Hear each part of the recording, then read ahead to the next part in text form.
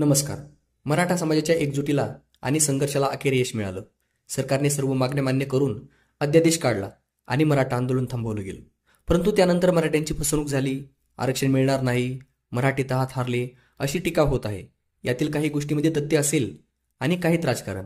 सध्या तरी आपण लढाई जिंकली आहे असं म्हणायला हरकत नाही, परंतु आपण सर्व बाबींचा विचार करायला हवा, म्हणजे आपल्याला आपली भूमिका ठरवता येईल. मराठा आरक्षणाचा अध्यादेश टिकण्यासाठी त्याला 2 अडथळे पार करावे लागतील. त्यापैकी एक, विधानसभेत बहुमत. कोणताही अध्यादेश हा 6 महिन्यांसाठी काढता येतो. त्याचे कायद्यात रूपांतर होण्यासाठी विधानसभेत बहुमताने पास व्हावा लागतो. त्यामुळे सरकारला येत्या अधिवेशनात तो मांडावा लागेल आणि पास करून घ्यावा लागेल, आणि तो पास होण्याची शक्यता जास्त आहे. कारण एकतर सरकारकडे पूर्ण बहुमत आहे, या कायद्याला विरोध किंवा समर्थन हे सर्वांसमोर येणार आहे.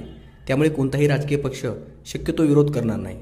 तसेच ओबीसीचा विरोध असला तरी मराठा आमदाराची संख्या जास्त आहे. दुसरा अडथळा म्हणजे कोर्टात आव्हान. ज्यांच्या कुणबी नोंदी सापडल्या आहेत त्यांचे सगळे सोयरे लाभ घेऊ शकतात. या कायद्याला कोर्टामध्ये आव्हान मिळेल आणि ही गोष्ट जास्त गुंतागुंतीची होईल. कारण आपल्या देशात आरक्षणासाठी जात हा निकष आहे. आजपर्यंत एखाद्या जातीला आरक्षण दिलं की ते त्या जातीतील सर्वांना लागू होतं. मग गरीब असो वा श्रीमंत, कोणाची कधी नोंद केली आहे याचा काहीही संबंध नाही. त्या जातीतील सर्व लोक लाभार्थी ठरतात. मग सगळे सोयरे हा निकष तर विचारात पण घेतला जात नाही.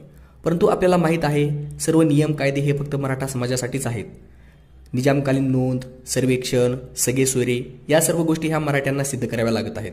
आता कोणते मराठे ओबीसी आहेत, कोण ओपन आहे, त्यांचे सगळे सोयरे कोणत्या वर्गात आहेत, यासाठी कोणताही कायदा किंवा नियम नाही.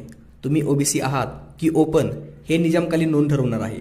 ही नोंद कोणी केली, त्यासाठी कोणता आधार घेतला, माहीत नाही. तसेच निजामकालीन नोंद असेल तर तुम्ही आज गरीब आहात आणि नसेल तर तुम्ही आज श्रीमंत आहात, मग तुम्हाला आरक्षणाची गरज नाही. हा विचित्र आणि हास्यास्पद निकष आहे. या सर्व गोष्टींचा विचार केल्यास हे लक्षात येतं की आरक्षण देण्यासाठी कोणतेही निश्चित नियम नाहीत किंवा कायदे नाहीत. ते सरकार, पक्ष, नेते आणि कोर्ट यांच्या मनावर अवलंबून आहे. आणि यांचे निकष असतात समाजाची संख्या, समाजाची एकी आणि राजकीय फायद्यांची बेरीज. त्यामुळे सर्वात महत्त्वाचे आहे ती आपली भूमिका.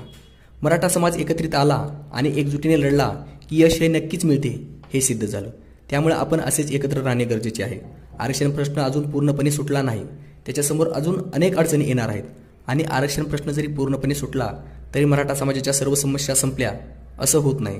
कारण आरक्षण ही फक्त एक समस्या आहे, बाकीही समस्या आहेत.